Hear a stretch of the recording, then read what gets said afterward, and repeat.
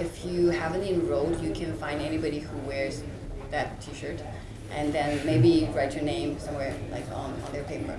I understand that there's a lot of questions on scalability and POS.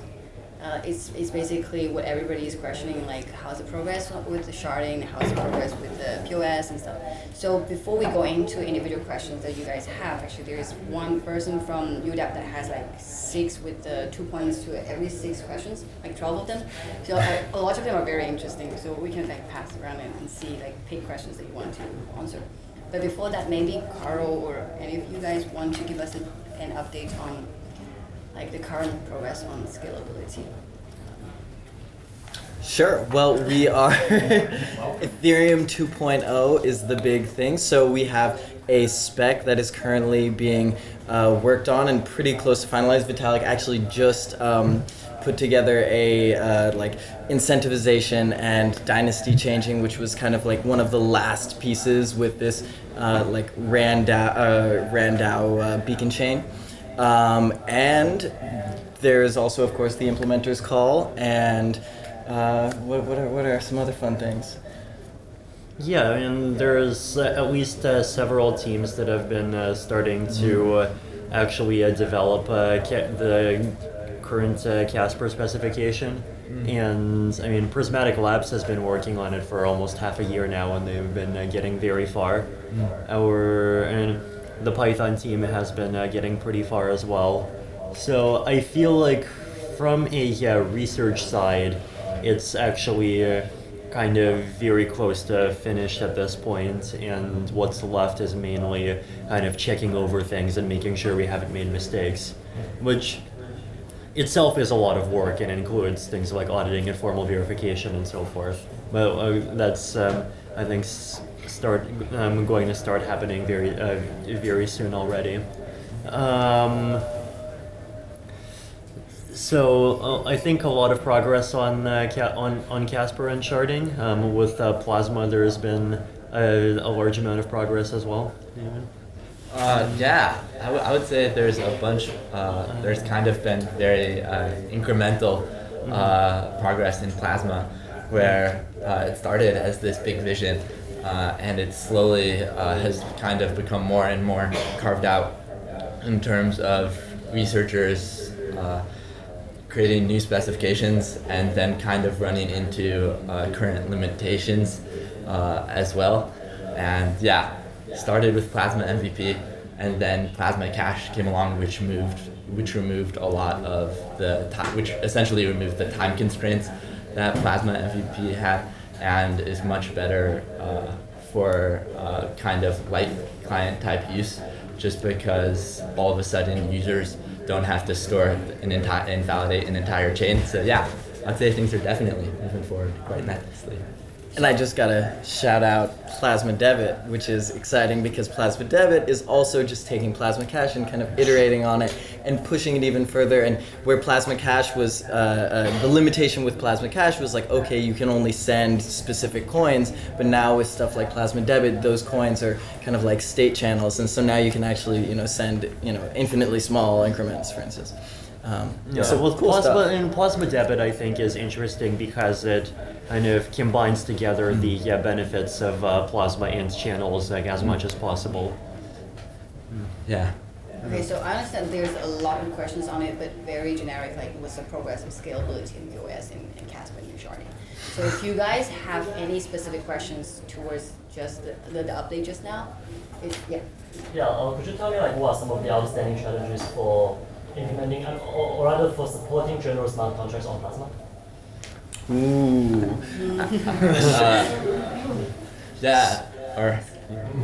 Okay. So everyone wants to answer the question. It's fun. Anyway, the big issue is, okay, when you take the state, right, what are you actually exiting onto the main chain, right? So what Plasma really gives you is it gives you this guarantee that your kind of like assets will still live on this main chain.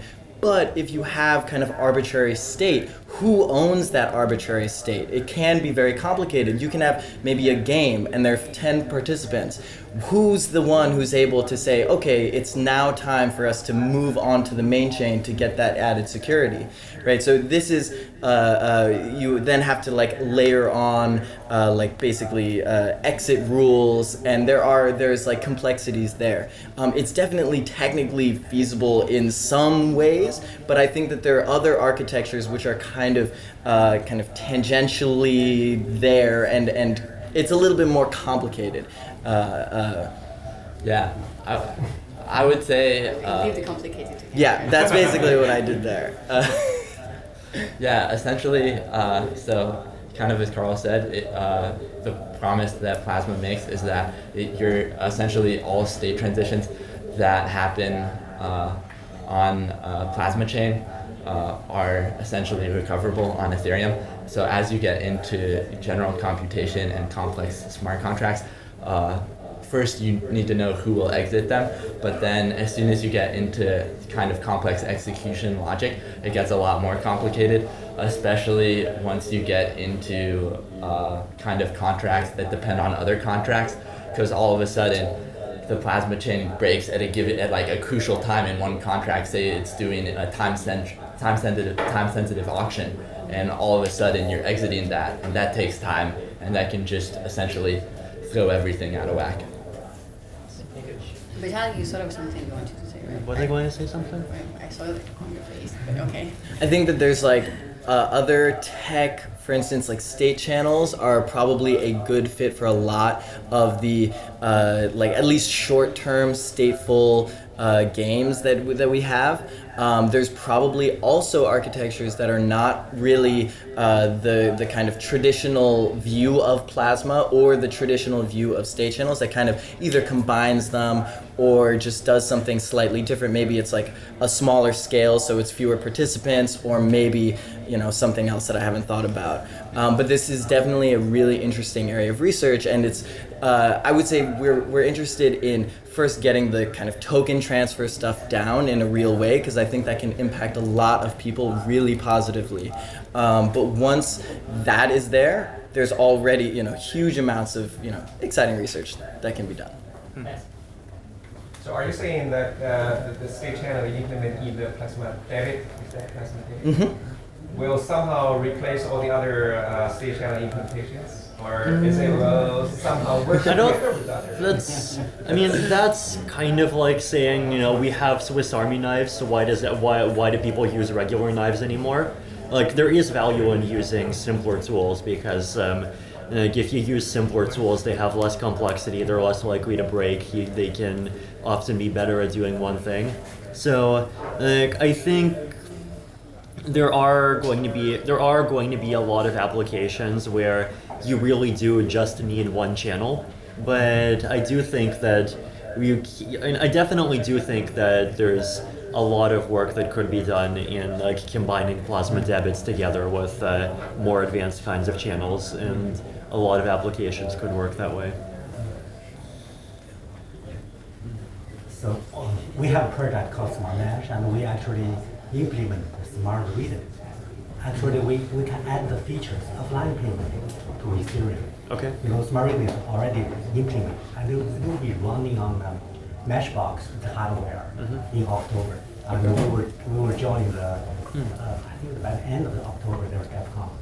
So if Ethereum will have offline payment, 2 cell phones without internet can make payment immediately. So the question will be, so we are implementing smart read Plasma also in Russia, our Russian team. So, and with the child chain, can we also support this, smart reading on the child chain? This is our question. Support smart what? What's it called? Smart reading. Smart it's a reading. kind of Lightning network. Right. Okay, You can do channel payments on top of Plasma. Yeah, Plasma. That's what we thought. We just need the information. There's a lot of similarities because Plasma debit kind of uses a hub, and then Lightning also has a state channel. So Yeah, perfect fit. Yeah, another question would be Plasma is it's fungible, and Plasma Cash is non-fungible, right? And right now the smart reader is also non-fungible. And we have called mediator because some applications actually need the token to be fungible. Yeah. Because that will be very useful. And we have trouble to solve this problem. So we have a mediator and a buffer contract. But that still can solve a problem, part of the problems. Because we can actually, before the token move on to the child chain, actually we divide the tokens and to several parts. So when we withdraw, we can have kind of another only non-fungible one. But seems the plasma debit will solve this problem, right?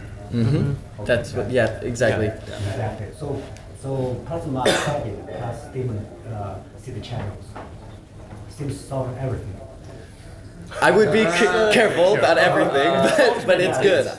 Large step forward. Actually, I think the layer 2 is not only a question about scalability.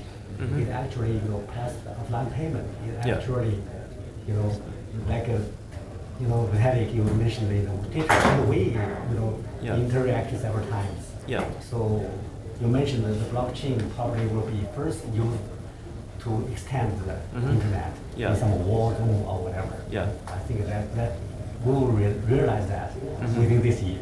Okay. Good to know. I'm looking forward to it. Yeah, me too. Great. Thank you guys. I mean, you did a very great job because Ethereum has like a fundamental layer for I think the blockchain field. Yeah. And based on that, we can have a lot of implementations that just like sci-fi. Okay. Thank you. What time will your mesh network thing be ready? October. October. And, October, and we will bring our mesh box to the DevCon. Oh, Great, cool. great. Okay. Cool. Let's do it. Yeah, Check it out. the demos at DEF CON are Please more. Okay. So, yeah. Yeah, I have a question about the smart contracts. You know that besides the Solidity language, that we're going to support the WebAssembly. Can you elaborate on the WebAssembly support and how big, how long this will be, and then? So I know the Solidity developers are working on kind of rewriting the Solidity compiler so it goes through the Julia as the intermediate language. And once that's done, then it will be fairly easy to compile Solidity directly to a WebAssembly. And I know Viper is interested in a WebAssembly support as well.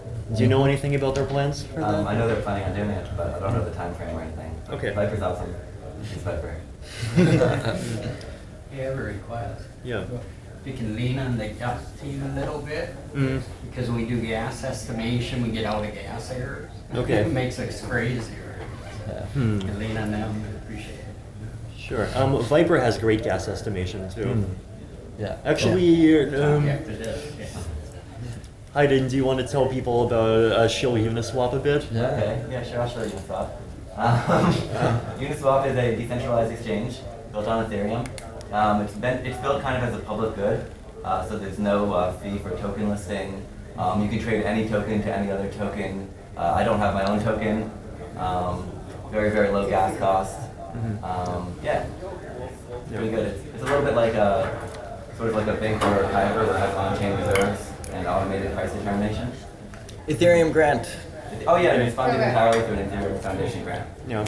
And I also like it because it's kind of a good, it's, aside from user experience and convenience, it shows how you can do kind of short-term scalability.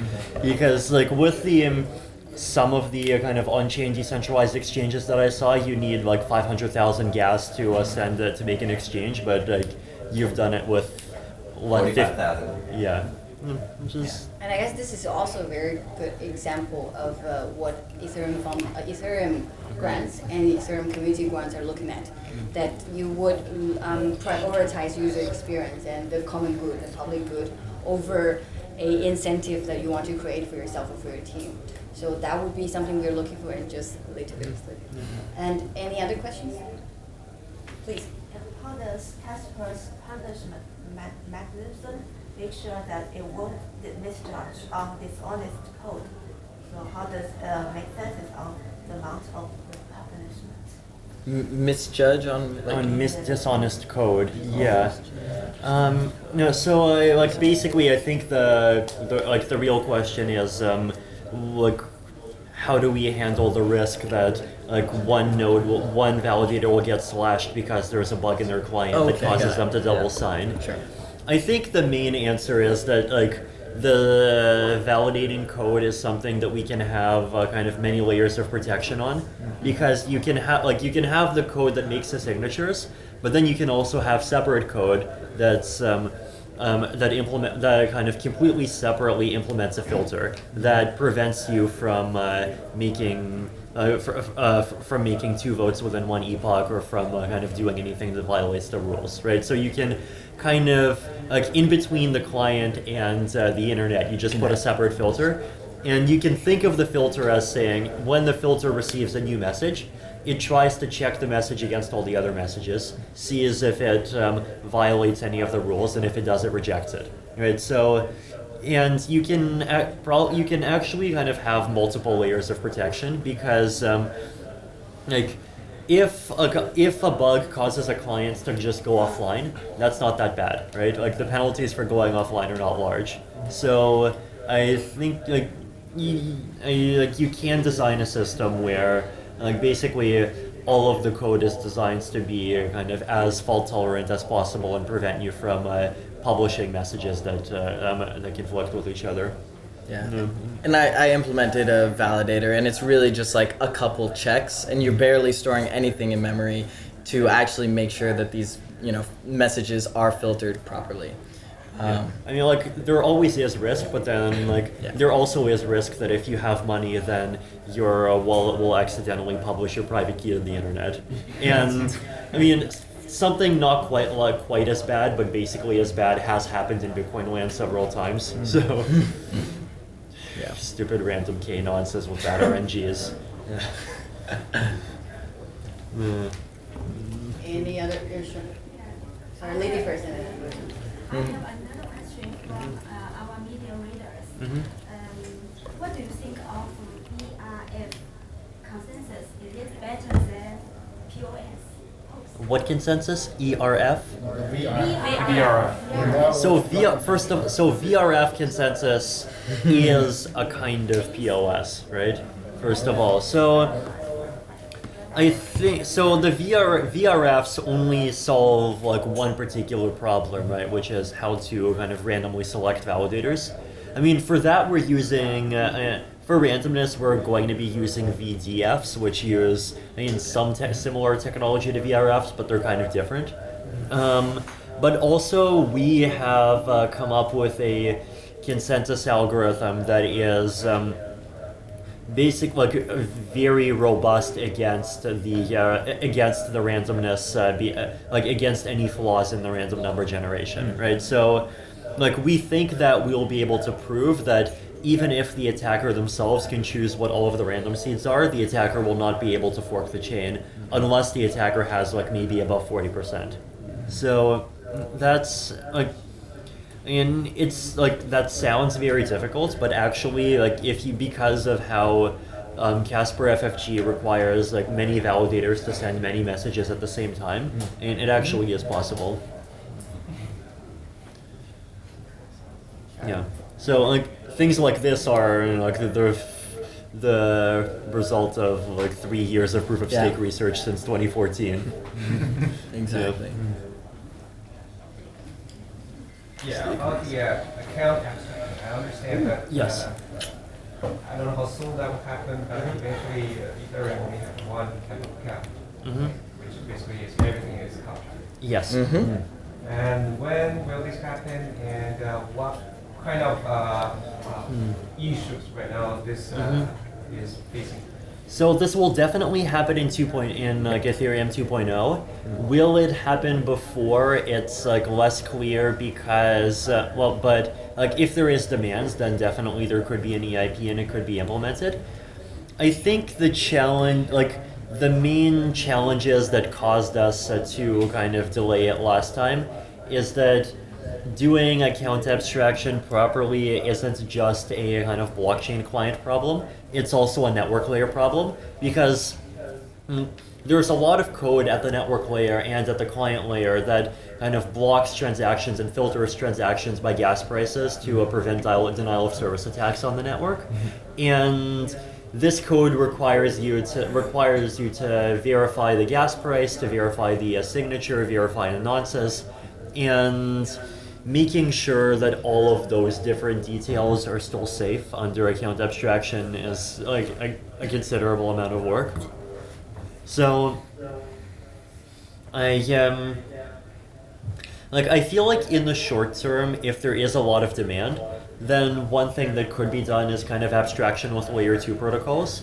So basically you can create a standard protocol where, like, maybe even a separate peer-to-peer network where people can send transactions that are abstracted, and then once, say, 50 of those transactions appear, anyone can just gather them together and kind of wrap them in a regular transaction that pays Ether as a gas price, and then that gets published onto the blockchain. And like something like that is a layer 2 that I think actually definitely is worth creating, and probably would even be useful for 2.0. So if someone wants a project that the Ethereum Foundation will very likely give a grant for, one more idea. Yeah, I just got a question about the cross-chain, because you have the research of the question like public 2015, 16, something like that. But after that, like cross-chain technology seems like a big trouble. There's like now really good solution comes out also for the sharding, cross-sharding thing. Like sharding is better because the standard thing, so it's like cross-sharding is easier than the cross-chain. So I just kind of wondering, how do you think about the how could you solve the cross-sharding? And also, how do you think about the cross-chain in the future? Sure.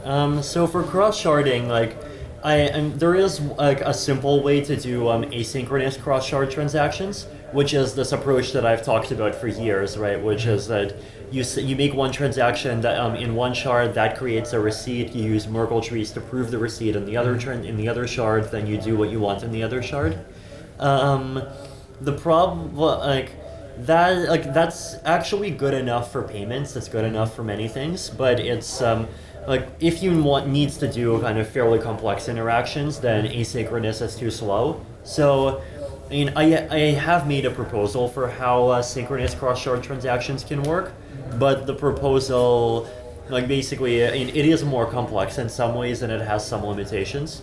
So, like, for example, you don't get the state calculation happens like after some delay. It doesn't happen immediately. And if you want to first of all, like, both of these ideas, the first idea will definitely be implemented in Ethereum 2.0. The second idea definitely can be, but one kind of longer term problem that I see is that kind of cross-shard communication is an area where like there has been a lot of active academic research. There is some, and there will be more in the future. And it seems like an area where people will kind of keep making better and better solutions over time. And so, like, I wrote this article 2 weeks ago where I said that, like, in the long term, like, blockchains trying to kind of compete on having the best very complicated features is a bad idea. Because, like, if you look at messengers, for example, right, like, right now the centralized ones are kind of beating the decentralized ones. And the reason basically is that, like, even like not taking into account economic incentives, in a decentralized system, if he wants to make an upgrade, you have to kind of get many people to agree on the upgrade. You have to coordinate the upgrade, many different implementations, different teams, different countries, and you have to kind of check for consistency, do more security auditing. Whereas with a centralized system, you can just kind of make progress very quickly, right? So basically, I think that if kind of in the long term, Ethereum as a base chain tries to take that road, then Ethereum will just like basically be outcompeted by like more centralized projects that can kind of iterate and build more quickly because they are centralized. And so I feel like in the long run, like that, so the solution that Justin Drake came up with is what he calls layer 2 execution engines. So the idea here is basically that you have a smart contract on the chain, and you can send coins to the smart contract. The smart contract can hold coins, but the smart contract itself understands the rule, like a completely different set of rules for reading the same blockchain, right? So for people who have been in the space for a long time, it's like Mastercoin or Counterparty on Bitcoin, right? Same blockchain, but different rules. Yeah. But with Ethereum, you can have a contract that can kind of understand what those other rules are. And you can verify, you can use TrueBit, you can use ZK snarks, you can use bulletproofs, you can use like any kind of proofs to actually kind of allow the default, the Ethereum itself to verify what the state of all of these other execution engines is. And so you can kind of have these kind of hundreds of different universes that are really all inside of the same Ethereum blockchain. But So we need AI. yeah, maybe. But like the point is that all of these different kind of second layer execution engines, they can compete with each other. You can make one. You can make one every year. You can upgrade them very quickly. And so, like we know, like better. Like I think if like with this kind of design, kind of better and better ways of doing cross-shard transactions can be adopted more easily over time, without having to do many hard forks. Yeah. They can like rely on two specific chains and watch those two chains combine their logs and stuff like that. Yeah. Super interesting stuff. Thank you. As a developer, does a developer has to know specific shard that he is working on, or for him it's totally transparent?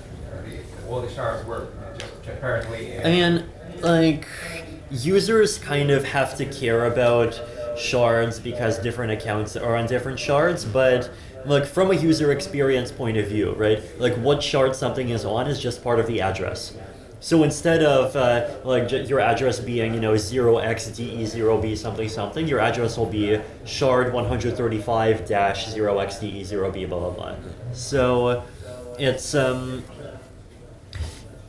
like it depends. The one thing that you might need to care about as you'll need to care about as a user is if you want to interact with some application, then if the application exists on one shard, then you'll have to kind of move your assets to that shard and then interact. But that's that is one transaction, right? It's not very difficult, and I think major large applications will probably have a contract on every shard. And so if you make a large application, then you can kind of design the application itself in a more kind of parallelized and sharded way, right? So basically it means the entire shard space is partitioned into 100,000 kind of stuff. Probably 1,000, yeah. You can definitely, you can move between the shards quite quickly, right? So, if you can move between the shards and have it confirmed within a few minutes, and then you'll be where you need to be. Yeah. And there are a lot of different kind of layer 2 technologies for making those moves happen much more quickly as well. Is the number of shards going to be static, or is it going to be dynamically adjusted? So right now we're thinking static, and the reason why we prefer static right now is because if it's dynamically adjusting, then the number of shards has to either be able to go up and go down, and because if the amount of activity decreases, right, then the number of shards has to go down, and the problem is then there's two ways of doing this. One of them is you create new shards and then you turn shards off. But turning shards off is very bad for user experience because you made a contract, you built an application, now your shard turns off, which is bad. The other thing that you can do is you can kind of split and merge, but splitting and merging is also bad user experience because you have two you have two contracts that were on the same shard before and they need to be on the same shard, and then suddenly they're on two different shards. So it's right now we do think that a fixed number of shards is the best approach, but one thing that we are thinking about is a kind of variable gas limit. So like if the system can detect that there's more activity on the network, then it can just increase the gas limit for all of the shards. And So what descriptor do you use to divide one shard from the other? Is it purely based on the address of the account? Or yeah, it's just a shard number. Yeah. Yeah, because I heard the different solutions, like some of them use like different industry, like payment, or others they have the different shard or. So like at the blockchain level, right, the shards just have numbers. At the application level, like it is likely that applications that needs to interact with each other frequently will be on the same shard. But that's kind of your own choice, right? Like we're not trying to kind of impose. We'll let the market figure out like where things are located. Yeah. So Ethereum contracts, those who hold large amount of space, is consuming resources. You mentioned you might want them to pay rent. Yes. So the rent would go to the smart contract rule, or would go to the smart contract owner, or would go to the rent would either be destroyed, or it would it would either be burned, or it would be paid to proof of stake validators, or some combination. Is it possible, like you charge them a bit and reward them later if they reduce the amount of stake variables? So we have. Some of them are there temporarily. Yeah, I mean, we have thought of this, but like, so in the paper that I wrote on resource pricing, I actually talk about this quite a bit, and there are reasons why that's not the best idea. The paper, I think, is called like blockchain resource pricing. It's on ETH Research.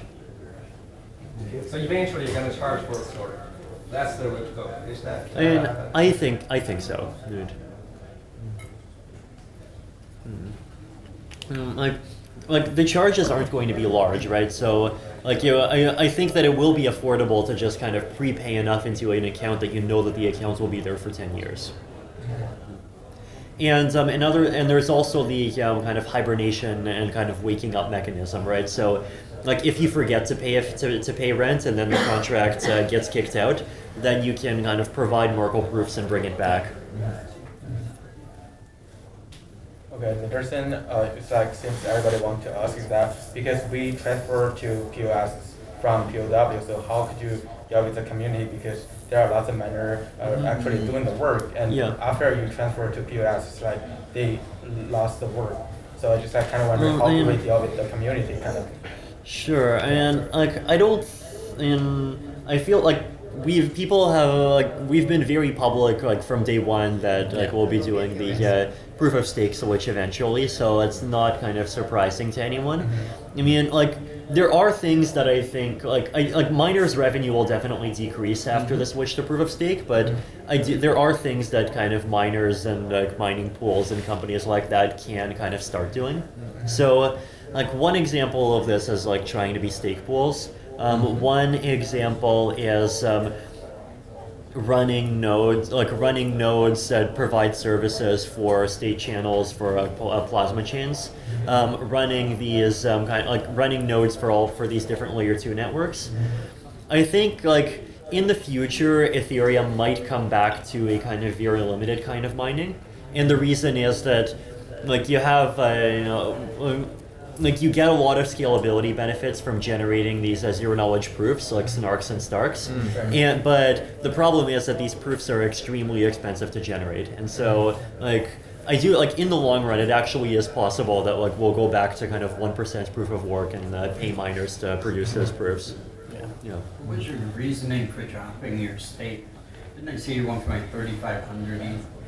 32. So the reason basically is that we adopted BLS signature aggregation, and BLS signature aggregation is a way of combining many different signatures from many different accounts together, and it has the property that for every additional signature that you add, you only need like the amount of data that only goes up by 1 bit, and the cost of verifying the signature only goes up by 1 elliptic curve addition.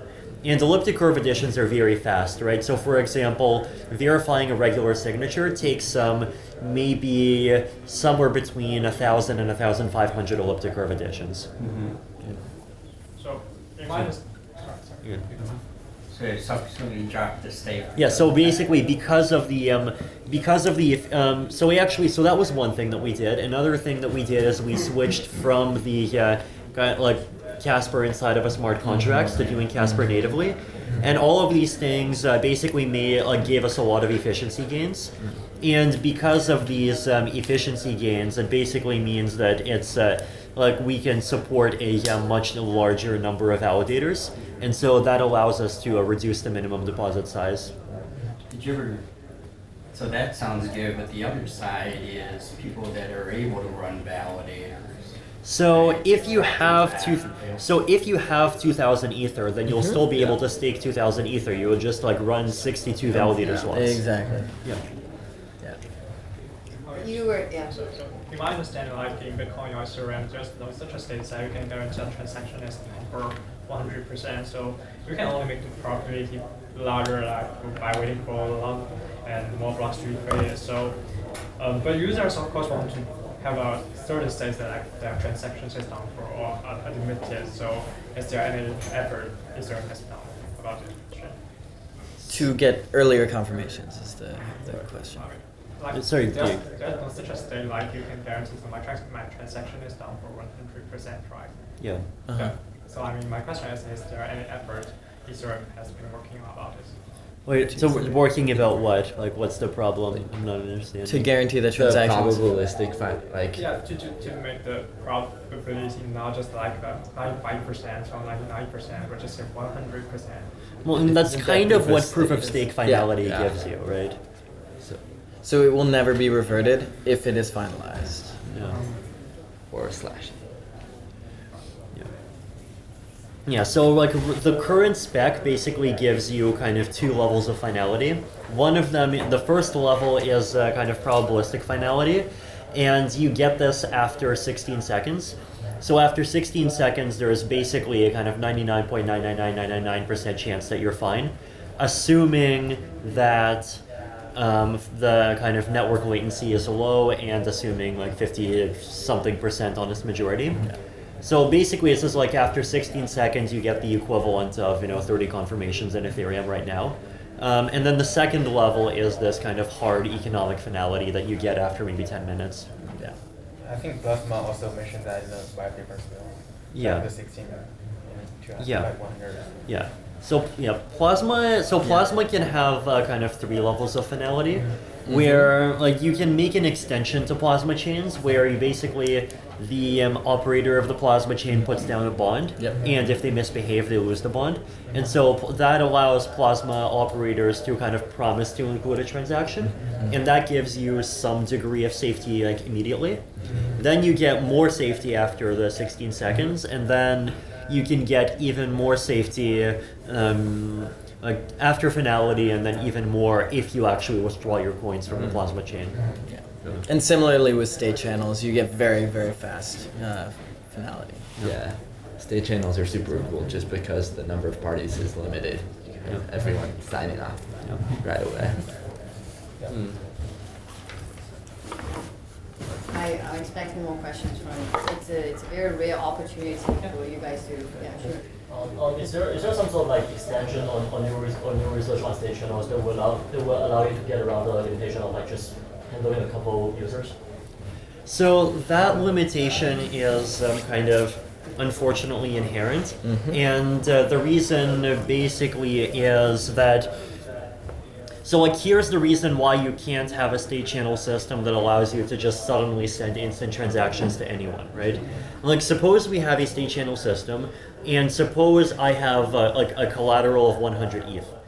Suppose there exists a way for me to just send any user that's not registered 1 ETH. What I do is I take 101 users, and then I repeat the procedure with each of the 101 users. And then what that means is I've basically given 101 people 1 ETH each, but I only have 100 ETH. So like that basically proves that the system is broken, right? So like basically because of the kind of very fundamental ways of how state channels work, they have to like they can only work between participants that are kind of already part of the system. And if you want something that you can more easily kind of bring new participants in, like this is what Plasma is for. Exactly. Right? So, like, one of the reasons I think Plasma Debit is interesting, right, is that you can think of Plasma Debit as a way of making Plasma better by adding state channel technologies, but you can also think of it as a way to make state channels better by adding Plasma technologies. So it's kind of in the middle. Yeah. I have a question about your view on the multi-party computing. Yeah.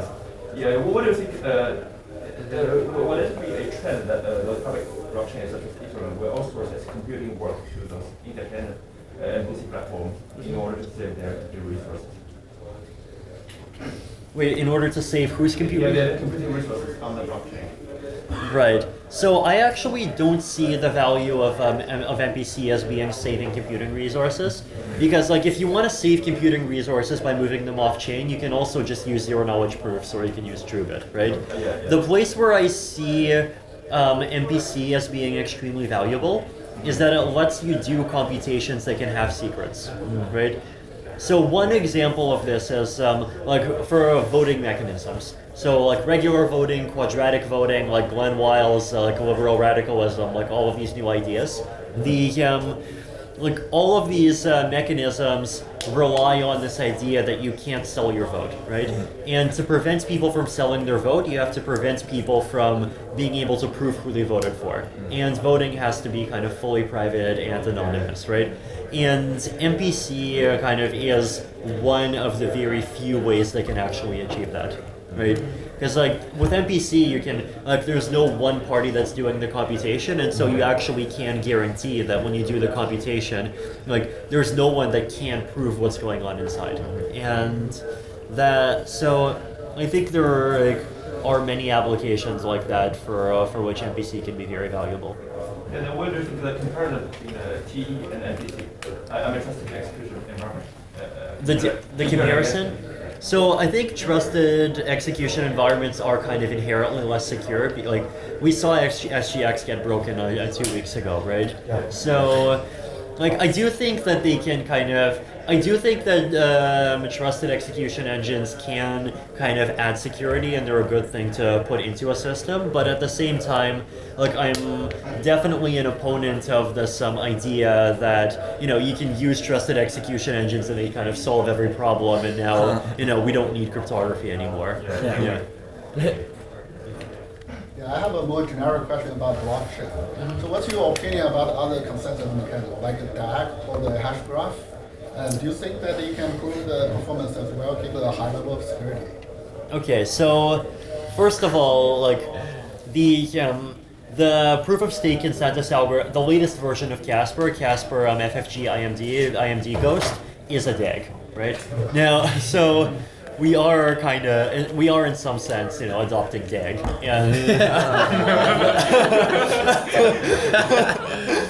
DAG is not a new thing, by the way. Yes. Ethereum's proof of work algorithm uses DAGs, and it's like the most ASIC resistant proof of work algorithm out there. Exactly. DAGs from day one. So like I think where DAGs are valuable, right, is that if you want to have a consensus algorithm that can get to kind of high levels of guarantees very quickly, you need to have very many participants participating at the same time in parallel, right? And you can't do that in a chain, right? Because in a chain, like if network latency is 1 second, you can only have 60 participants in every minute. But if you have if you can allow people to sign messages in parallel, then you can have as many validators as you want. So like I think that's what's valuable about DAG, and we are using DAG. But one thing that I think is important to point out is that like there's a lot of people that think that kind of DAGs are a scalability solution, and I generally disagree with this. And the reason basically is that like if you want a scalable blockchain, you need a blockchain where you do not need every computer to verify every single transaction. But most of these DAG algorithms, they actually still require that, right? like in most of these DAO, like they might say that, you know, to verify one transaction, you have to only verify a subtree, but like in reality, right? Like money is a very kind of dense graph, right? Like money goes between like everyone in society very quickly, and so you can have like basically even kind of the subtree of any one coin will very quickly just kind of become the entire economy. So so I don't like this is one of the reasons why even like things like Plasma MVP are difficult to scale, right? Yeah. So it's like I don't expect that sort of thing to be a kind of good scalability solution. Yeah, but for kind of reducing consensus latency, great. Yeah. Can you also talk a little bit about Plasma watchtowers? Is that a thing possible? Sure. So one of the big things about Plasma is that there is this, you know, exit and like watching, okay, we need to challenge invalid exits. And so one of the kind of things that may come up is that, okay, there may be these parties which watch people's coins on their behalf. And so we'll see exactly how this plays out, because of course we need some like real like used Plasma implementations in the wild to see this happen, and maybe the first stuff will actually come out with, you know, watchers built in, but eventually one would think that essentially you, as a user, you don't necessarily have to log in once every couple weeks. You can instead just kind of go away, and you know that your coins are safe because maybe you've paid a very small amount to some party that's just going to invalidate any, you know, exits that are basically trying to steal your funds. Yeah, I really like the idea of kind of as Plasma progresses and as kind of the incentives for watching progress, I really like the idea of not only having people kind of work outside the system and paying third parties, essentially watchers, to watch the chain on their behalf, but I really like the idea of kind of including watchers within the system, potentially having them be collateralized in some fashion so that they can get punished if they mess up. Yeah, you can actually very easily, for some of the faults, you can very easily punish watchers for not actually succeeding in their job. So essentially, if they let an invalid coin go through, then you can like punish them retroactively. But this doesn't work for all punishments, so it's not a perfect solution. But still fun. So, because I'm coming from a wallet provider's perspective, what do you envision in the next year? The most important things that should be done in wallet space. I heard MPC is one of them, private competition. In the wallet space? Yeah. So I think in the wallet space, the two major things are kind of user experience and security. And also, like, they're basically the same problem, right? It's about user experience of security.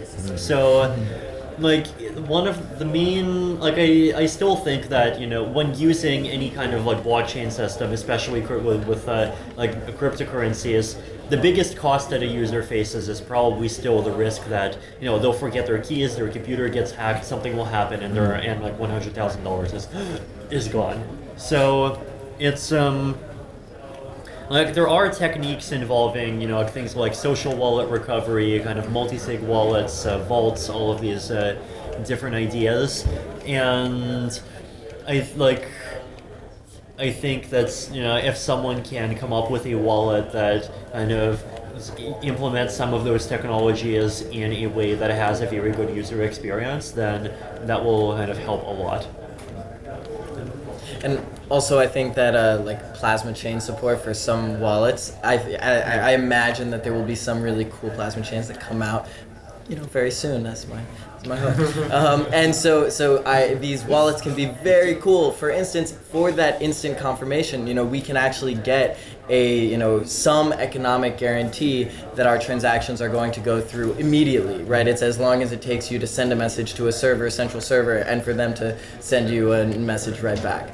So I'm definitely super excited for the kind of like really good user interfaces and user experiences that can come about from just combining the Plasma backend with a like really user-friendly wallet front end.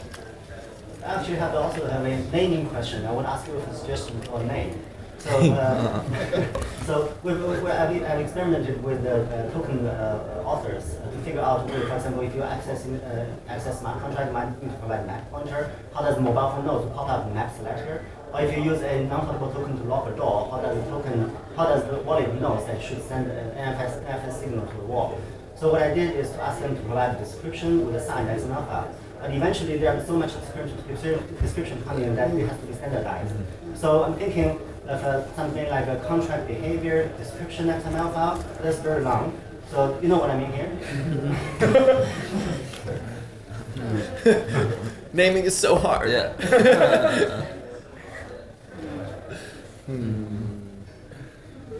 That's interesting.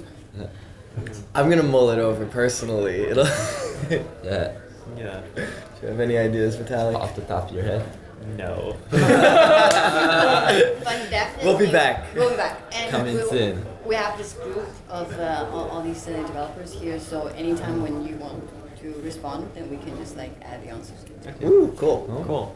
Awesome. So Like one kind of big question is that because lots of like public chain are already doing the session with the database protocol, communication protocol, all kind of the support stuff. So I just kind of wondering in the future for Ethereum ecosystem. So what kind of field, or you already have the Plasma. So in the future, what kind of other like support tag or support field do you want to add into the Ethereum ecosystem kind of?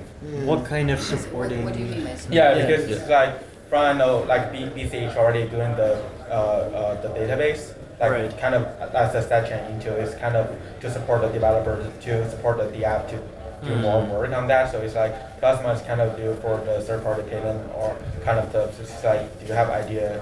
Right, I see. And aside from Plasma, like there's also a much simpler thing, which is kind of Plasma as a data store, right? So this is like basically that you like just using Merkle trees for things like just storing data on and committing it to the blockchain. I mean, I think PPF might be using something like that already, though I'm not sure on the details. Hopefully. Also, like in oracles, I think always important. Yeah. I think that generally these techniques are like developed maybe on, like in one blockchain ecosystem context, but most of them, if they're a really good idea, are applicable everywhere, right? They're generally just like design patterns for decentralized applications, and so this is the kind of stuff like Plasma is not just for Ethereum, it's for any blockchain that has smart contract capabilities or some amount. So this. Of course, anything that is researched and is invented in one ecosystem can be ported to another. So I'm just looking forward to all the new stuff, and Ethereum can pull it in. Cool. Yeah. This question is like more related to economics. I know Vitalik, you are interested in economics too. So, so in modern society, like legal tender, like US dollars or Chinese yuan, they are probably an important role in like in serving the national economic system. So, for example, government can control the economic situation by adjusting the money supply, right?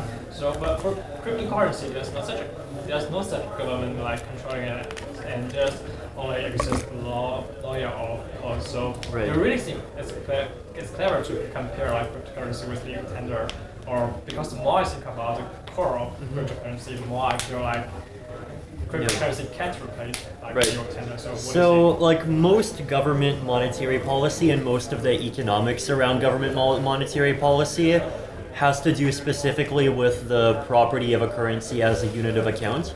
So like the reason, for example, why like people say that you want to have a currency that you can kind of devalue in a recession is because you have all of these kind of different goods and services and existing contracts that are all priced in that currency. And so like in an economic recession, it's kind of economic, like it makes sense for all of those things to go down in price, but by themselves they can they would take longer to go down in price than they would if the currency just kind of went down and took them all down at the same time.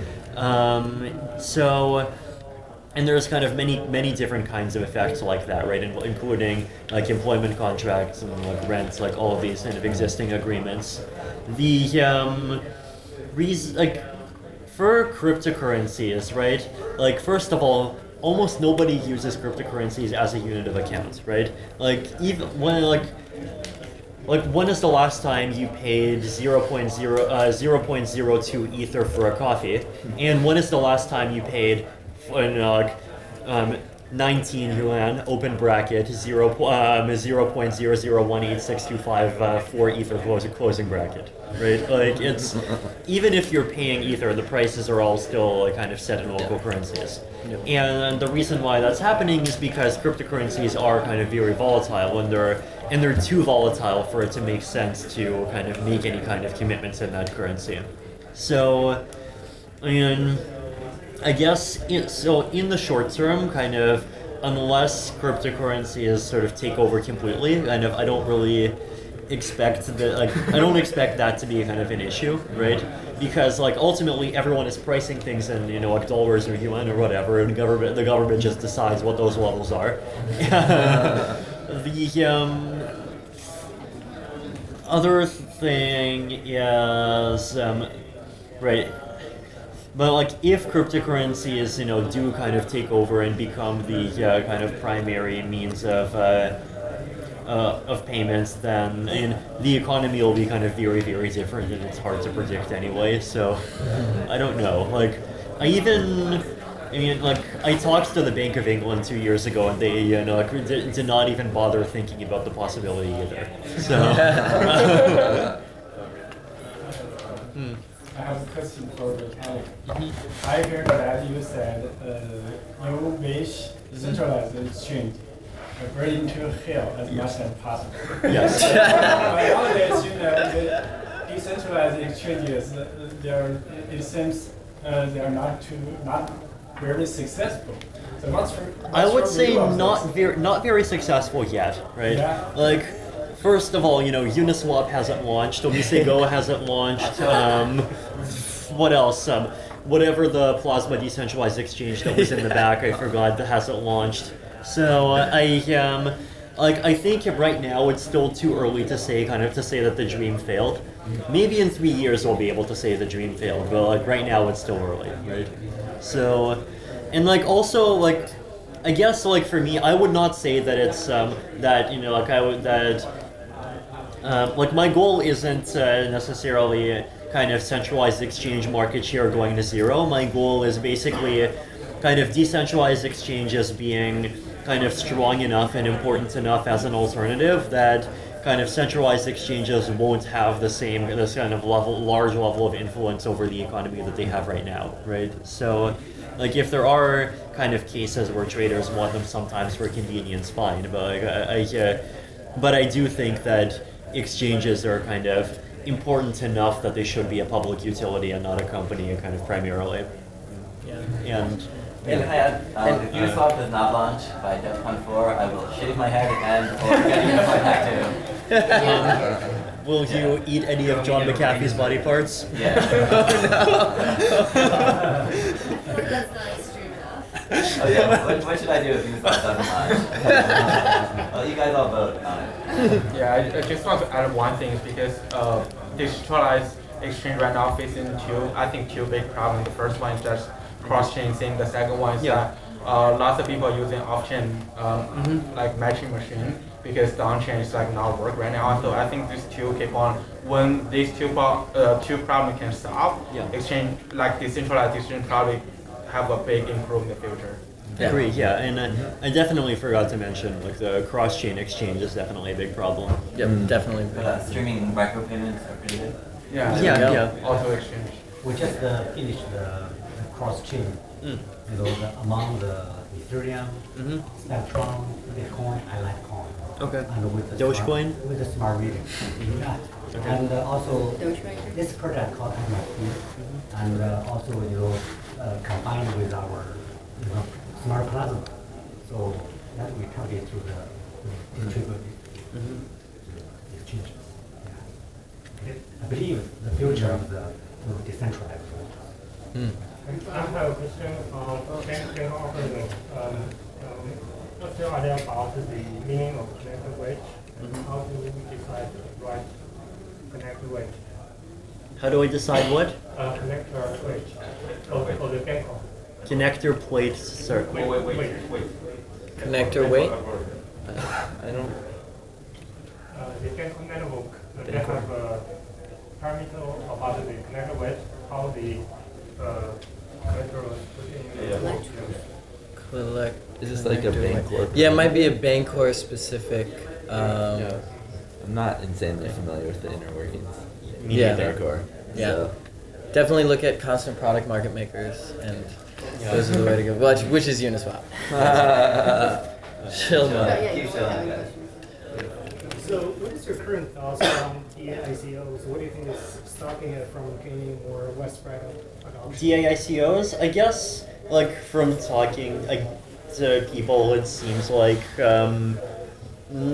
people just want a kind of easier and more kind of standard way of doing that, which might involve kind of writing the contracts, getting them formally verified, and all of those things. So, I suppose that's like work that just kind of hasn't been done yet, and I mean it could be done, and we can. So there's no reason that it couldn't work. Yeah, no, I don't think there's a reason it can't work. Thank you. What's the process of shading working capital to POS or digital POS? What was the question? What's the process of shading and Sharding. Will capital to POS or simply POS?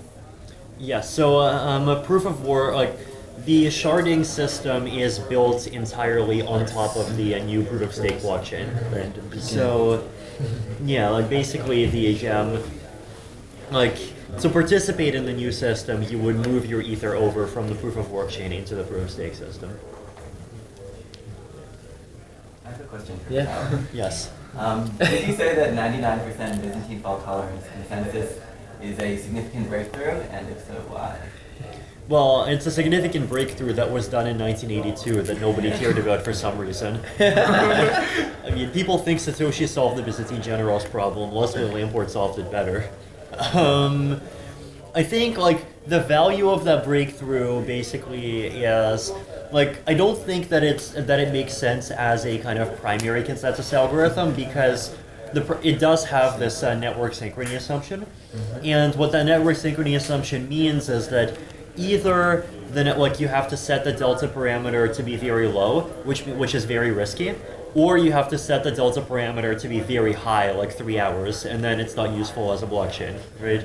So the value that I see in a 99% fault-tolerant consensus is a kind of backstop, so a kind of as a backup in combination with the other consensus algorithms.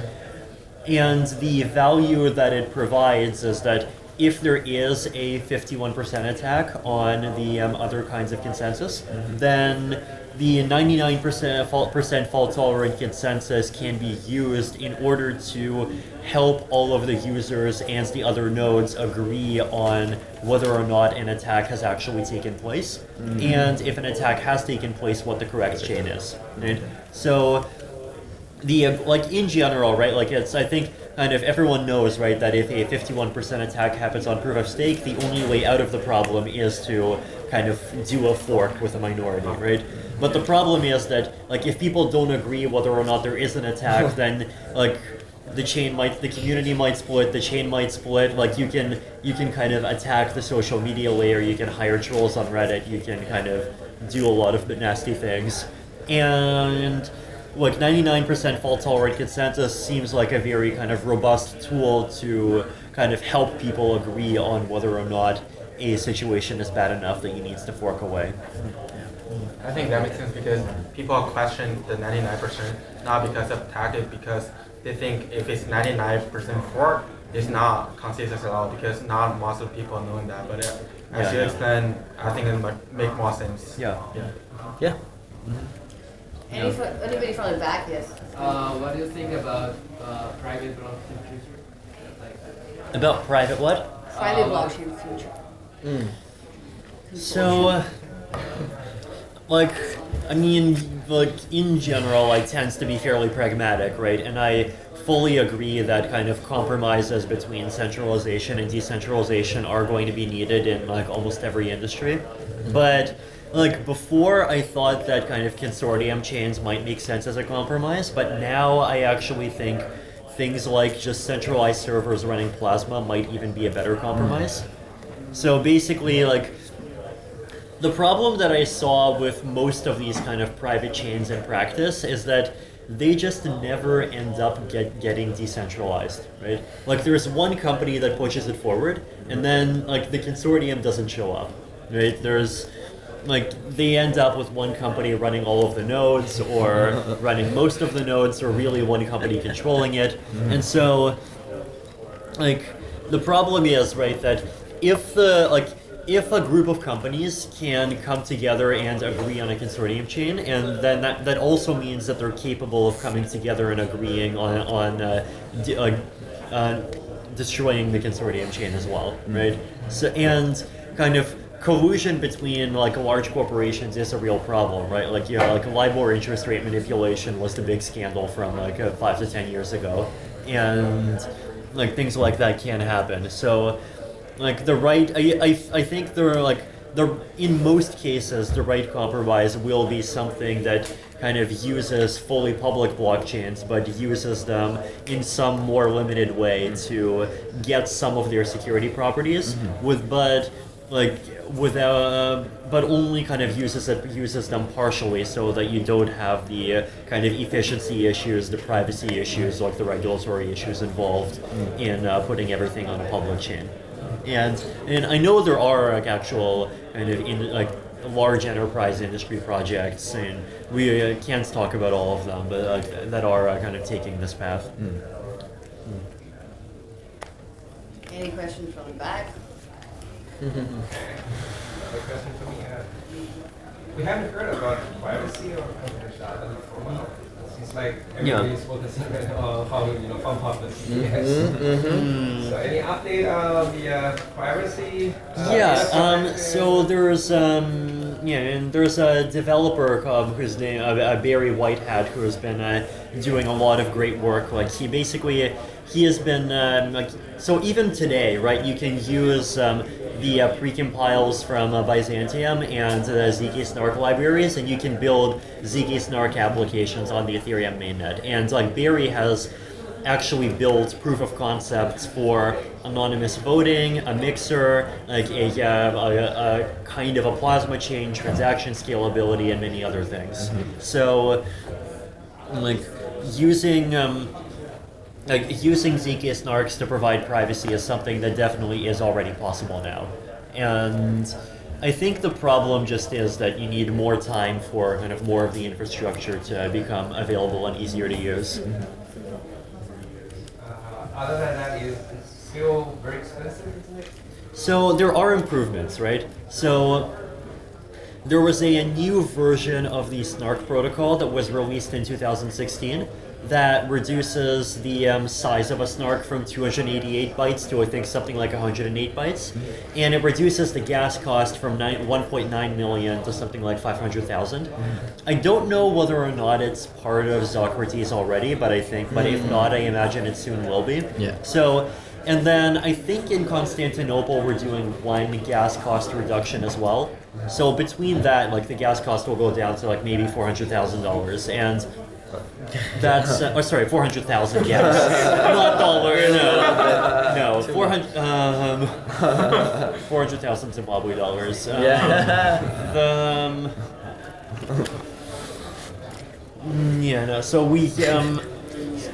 like with that, it'll be actually I think that'll be a big step toward making these applications more viable, and then. Aside from that, there's also kind of user experience and infrastructure issues, but there are other improvements too. On the prover side, so in like proving making zk-snarks, the Zcash team has made some improvements, like basically replacing hashes with Peterson commitments that are cheaper inside of snarks. And Barry Whitehat, I think, recently came up with that the baby jub curve, which is kind of the elliptic curve inside of an elliptic curve that will allow those same kinds of scalability improvements to be used inside of the existing Ethereum chain. Yeah. So yeah, it's happening. So there's a lot of decentralized applications running now, Ethereum right now, and most of them are games. Yes. So games to me, like, it's just entertainment, so we can make our Yeah. society more efficient. So Yeah. like for you guys, I mean, if you are going to build a decentralized application by yourself, like not only Vitalik, you're like, what kind of application will you choose? I mean, in terms of more kind of social good applications that are running right now, I like PPEF is probably my favorite. Like PPEF is this kind of decentralized Twitter that runs on the blockchain, but they're also trying to kind of add different features that they think to try to kind of discourage the behavior that kind of gives Twitter a bad reputation right now and encourage better behavior. One of their features that I really like is that if you donate $25 to the Against Malaria Foundation, then they basically create this kind of badge, which is like a non-fungible token on the blockchain that kind of records that you did that. And when you go when you actually go to PPEF and you go to that person's profile page, you will see an icon with a bug in it that kind of shows that they did that. And I think doing those kinds of badges in general could be a really good way of encouraging contributing to charities and contributing to open source projects. And I mean, PPEF itself is even using that as as its own Kickstarter reward. So that's one example of something that kind of I think is really interesting and valuable that is being done already. In the longer term, there's all of these kind of bigger ideas in terms of things like making financial systems more accessible to the unbanked, creating identities for refugees and all of these things. But being kind of very practical, right? Right now, we don't have mobile phone wallets that are secure. We don't have mobile phone wallets that are easy to use. We don't have scalability, and so participating in the ecosystem in 2018 is still fairly risky, right? So people that just wants to play games with each other, it's a stage, right? It's an initial user base that can have some fun and also kind of provide feedback to the ecosystem and give us a lot of information about kind of what works, what is scalable, what is not scalable, what makes sense, what problems developers are having, and once usability, security, privacy, and so forth improve, then we can move to the next stage. It seems like all the questions are met. I have a question. Yeah. Question. Some people think the POW, the calculation power will be controlled by one person or one organization. Does it mean the POW is going to die in the future, in the long run? It is possible. I mean, Bitmain is fairly powerful right now, right? I mean, in the future, I don't know. It is always a risk, right? The problem with proof of work is that proof of work does have these kind of very large economies of scale. So it's I do expect it'll be kind of continued, it'll continue to be dominated by fairly large companies. Yeah. Okay, there's a more non-tech question that I got that I think is not covered yet. I think it's from Gazo. I'm pronouncing it the right way. Toshihiro Oyama, right? So he's asking, people are not yet realizing or understanding how Ethereum could change the social system. Besides scalability, POS, or other problems we're facing, I'd like to know how Ethereum can implement to existing platforms effectively and how people can realize the benefit without thinking about technical issues. We actually touched upon it a little bit, with better user experience, everything we solved. But I guess if If you're really insisting on some responses, we can also do it. Yeah, and like I guess like one question is like what kind of valuable things can be done on like Ethereum and blockchains in general, and I mean aside from all like the kind of the obvious things that everyone talks about, I mean like I personally am also interested in these kind of ideas of radical mechanism design, so like quadratic voting and so forth, and like blockchains I do think can be kind of part of making kind of mechanisms like that easier to implement, and things like though like mechanisms like that, and they are kind of fairly generic, so it's kind of difficult to say, oh, like these are the specific, like 500,000 trees or like, like refugees or whatever that'll be saved. But like they have, they can kind of provide a lot of value in kind of making like resource allocation more efficient, making the economy more kind of egalitarian and fair, creating, even like things like these kind of global basic income projects and so forth. Yeah. In the there's also the kind of idea of using economic incentives to kind of improve the quality of internet spam prevention, which I also think is a problem that almost everyone faces. And by the way, I am giving 500 ETH. Just send me 5 ETH and I'll give you 50 back. This is not what he's saying.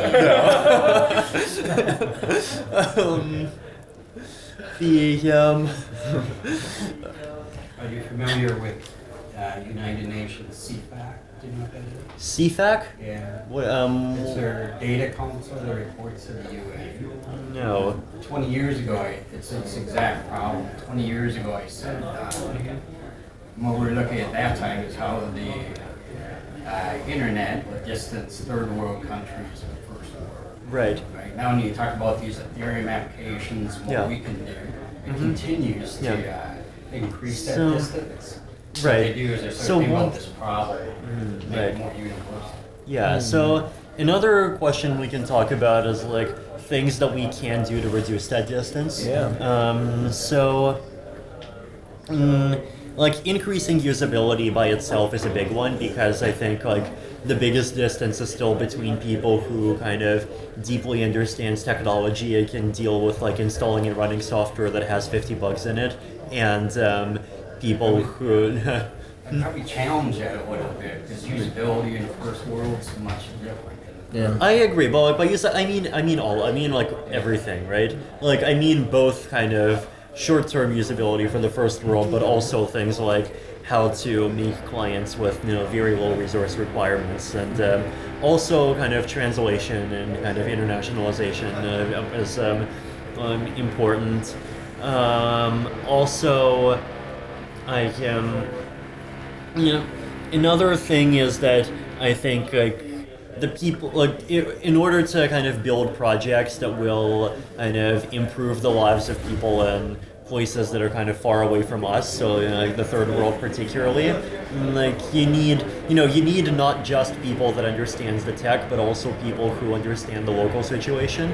And so like you don't want to just kind of like your goal isn't just to educate the end users, because ultimately if something is useful, then like people there will educate each other. You also needs to educate the people that could be in the positions to understand what kinds of things to build in the first place.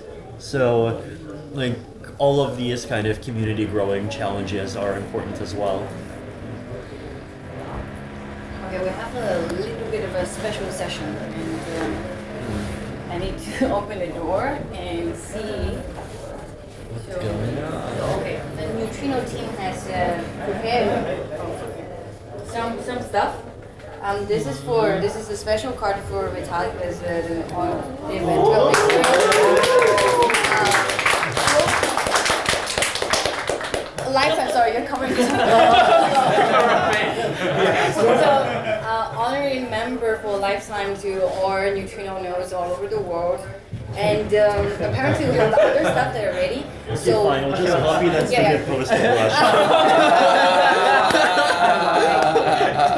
Yeah, that would be enough.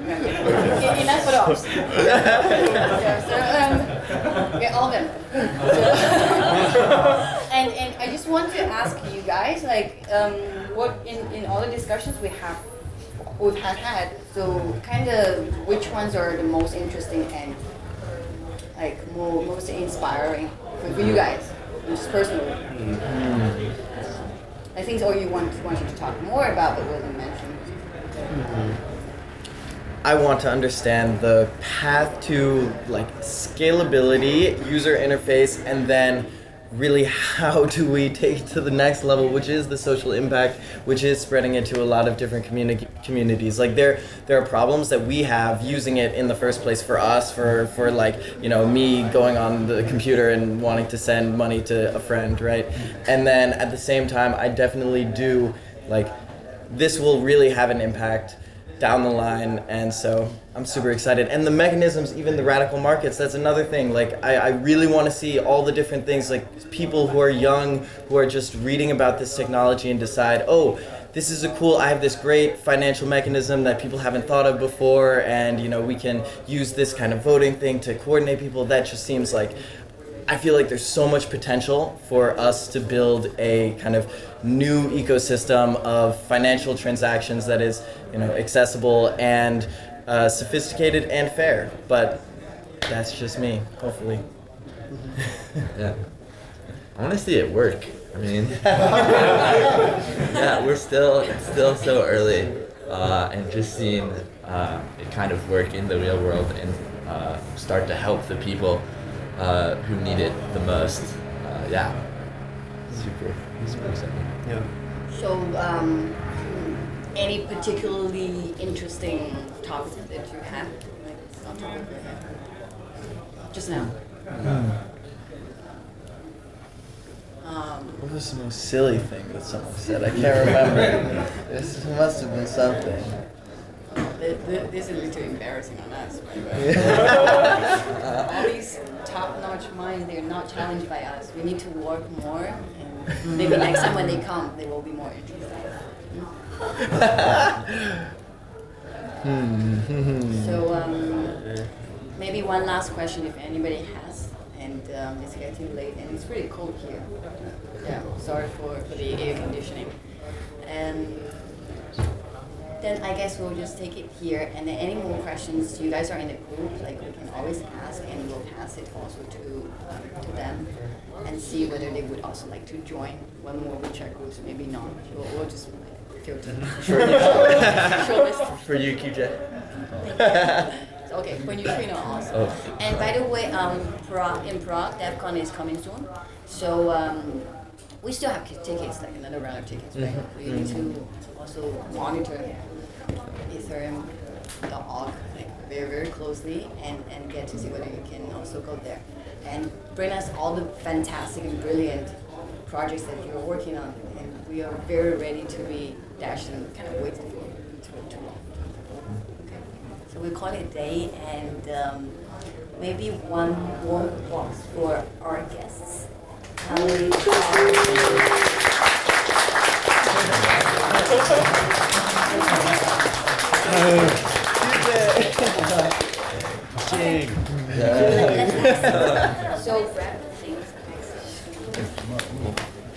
Alrighty.